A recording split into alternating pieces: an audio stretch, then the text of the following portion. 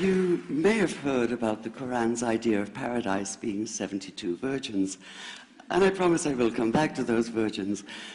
But in fact, here in the Northwest, we're living very close to the real Quranic idea of paradise, defined 36 times as gardens watered by running streams. Since I live in a houseboat on the running stream of Lake Union, this makes perfect sense to me. But the thing is, how come it's news to most people? I know many well-intentioned non-Muslims who've begun reading the Quran but given up, disconcerted by its otherness. The historian Thomas Carlyle considered Muhammad one of the world's greatest heroes, yet even he called the Quran as toilsome reading as I ever undertook, a wearisome, confused jumble. Part of the problem, I think, is that we imagine that the Quran can be read as we usually read a book, as though we can curl up with it on a rainy afternoon with a bowl of popcorn within reach, as though God, and the Quran is entirely in the voice of God speaking to Muhammad, were just another author on the bestseller list. Yet the fact that so few people do actually read the Quran is precisely why it's so easy to quote, that is, to misquote. Phrases and snippets taken out of context in what I call the highlighter version, which is the one favored by both Muslim fundamentalists and anti-Muslim Islamophobes. So this past spring, as I was gearing up to begin writing a biography of Muhammad, I realized I needed to read the Quran properly as I could, that is. My Arabic's reduced by now to wielding a dictionary, so I took 4 well-known translations and decided to read them side by side, verse by verse, along with a transliteration and the original 7th century Arabic. Now, I did have an advantage. My last book was about the story behind the Shia-Sunni split, and for that I'd worked closely with the earliest Islamic histories, so I knew the events to which the Quran constantly refers, its frame of reference.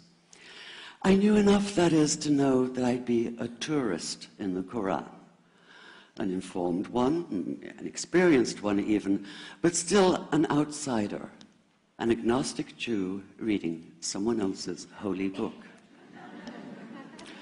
So I read slowly. I'd set aside 3 weeks for this project, and that, I think, is what is meant by hubris, because it turned out to be 3 months.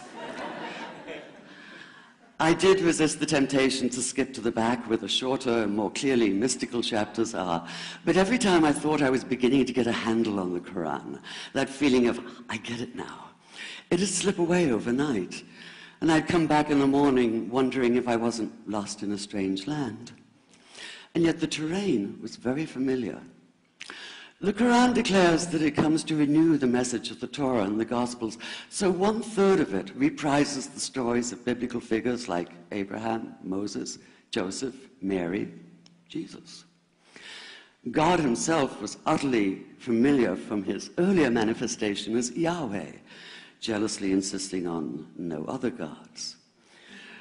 The presence of camels, mountains, desert wells, and springs took me back to the year I spent wandering the Sinai desert.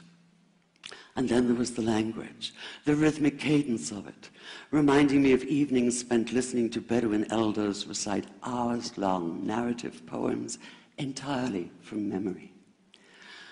And I began to grasp why it's said that the Quran is really the Quran, only in Arabic. Take the Fatiha, the 7-verse opening chapter that is the Lord's Prayer and the Shema Israel of Islam combined. It's just 29 words in Arabic, but anywhere from 65 to 72 in translation. And yet the more you add, the more seems to go missing.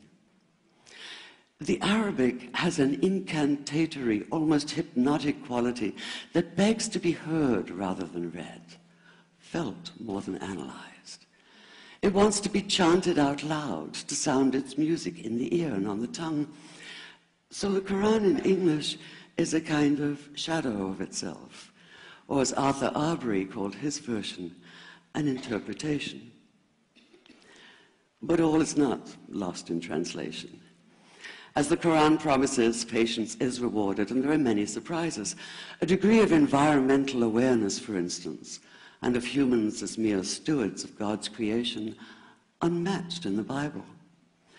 And where the Bible is addressed exclusively to men, using the second and third person masculine, the Quran includes women, talking, for instance, of believing men and believing women, honorable men and honorable women. Or take the infamous verse about killing the unbelievers. Yes, it does say that, but in a very specific context. The anticipated conquest of the sanctuary city of Mecca, where fighting was usually forbidden. And the permission comes hedged about with qualifiers.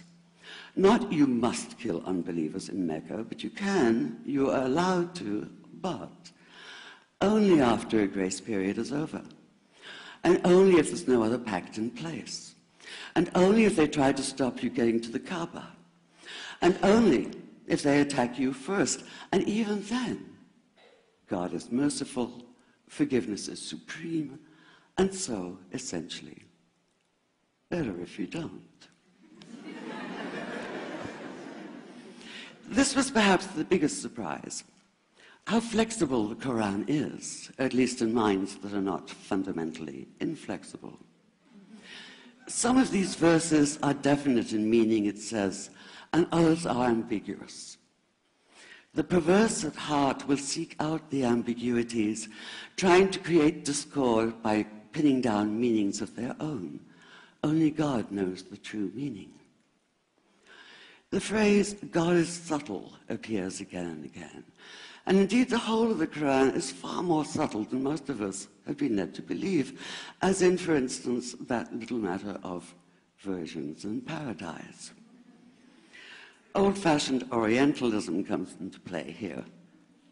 The word used 4 times is huris, rendered as dark-eyed maidens with swelling breasts, or as fair, high-bosomed virgins.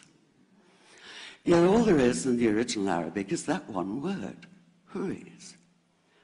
Not a swelling breast or high bosom in sight. Now, this may be a way of saying pure beings, like in angels, or it may be like the Greek kos or kore, an eternal youth. But the truth is, nobody really knows, and that's the point. Because the Quran is quite clear when it says that you will be a new creation in paradise, and that you will be recreated in a form unknown to you, which seems to me a far more appealing prospect than a virgin.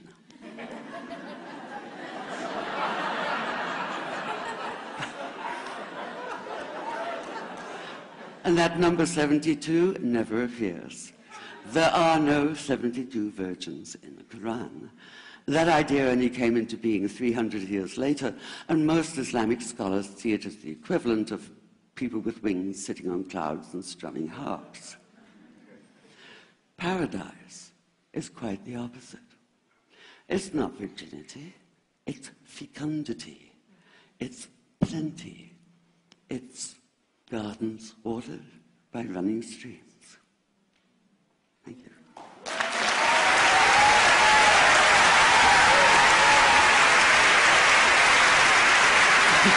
Thank you.